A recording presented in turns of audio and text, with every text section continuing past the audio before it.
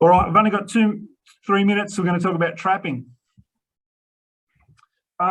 Look, trapping can be effective in removing large populations if it's done correctly, but it does take some patience and some skill. Does have minimal non-target impacts. You don't have to exclude stock. There's no toxin involved.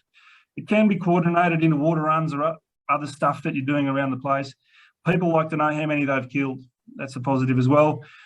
Honestly, as a pest controller, what I'm saying to you is only use trapping if baiting's not an option. It's really hard to get to your 70% by trapping. So why is that, Troy? So when you trap and you don't free feed properly, it removes a low proportion of the population and it makes the other ones a bit trap shy because it's something that's confronting. Like if somebody built that big trap there in my backyard, like I'd want to know what's going on. Like it looks a bit weird, like it takes a while to get past that.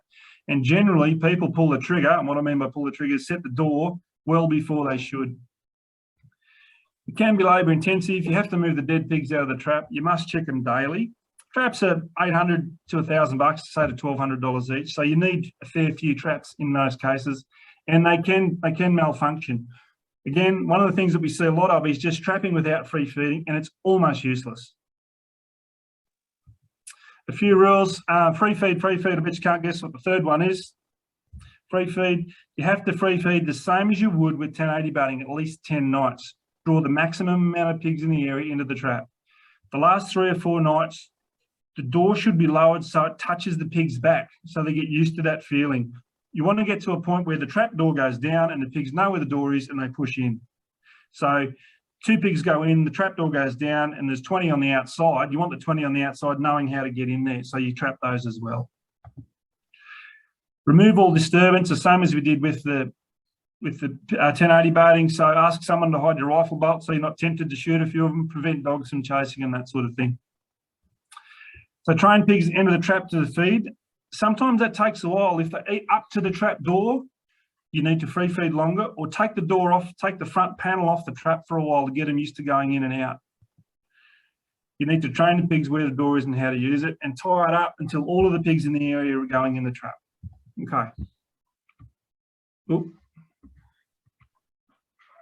So trap design, I don't think design is as important as free feeding. Sometimes those really old, ugly traps that have been on that property for years work. Sometimes they don't because pigs have had a bad experience with them, so they can be good, can be bad.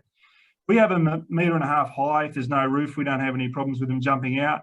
The floor is really not that important. Cage and panel traps are the main designs. Personally, we use panel traps because we can transport them flat, and we have a door that sits flat in the panel, so we don't have to have all of the doors on top of the stack. We can just have 6 panels or whatever, 6 or 8 panels, pull it off, and you've got a trap ready to go. And the 6 or 8 underneath that is another trap ready to go. So that's how we do it.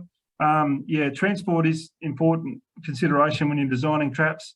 The door design, easy to push in the better, but simple is fine, as long as it's strong enough that they won't get out.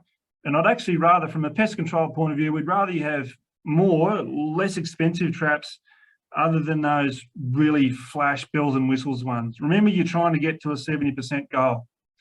These are that's just a big cage trap, a round mesh trap with a door design. They all work fine, and that's just a simple panel trap that we use. Removing pigs from the trap, you have to check them daily. Pigs will die from heat stroke quite quickly. Put the muzzle through the trap to avoid hitting the mesh. Just stand still and wait for them to look at you. It's fine. I'm getting the wind up from Heather. The only thing I'd say here is that if you go again, if you trap a big heap of pigs and you go again, remember that any newcomers to the area need to be retrained before you go again. So go back into free feeding. So last slide, Heather. I just want to leave you with the idea that 1080 baiting is cheaper and easier and has a better population knockdown than trapping. Be patient and wait for the pigs to become used to the door. That's important. And be prepared for the pigs to be outside the trap when you check it. The other thing, I'll just say it again, is remember that the scale of trapping required to get to your 70% target. It might be better to bait with hog on, or spend the time consulting and talking to landholders to overcoming those barriers to 1080 use than constantly trapping. And that's me. I'll shut up now. Thanks very much, Troy.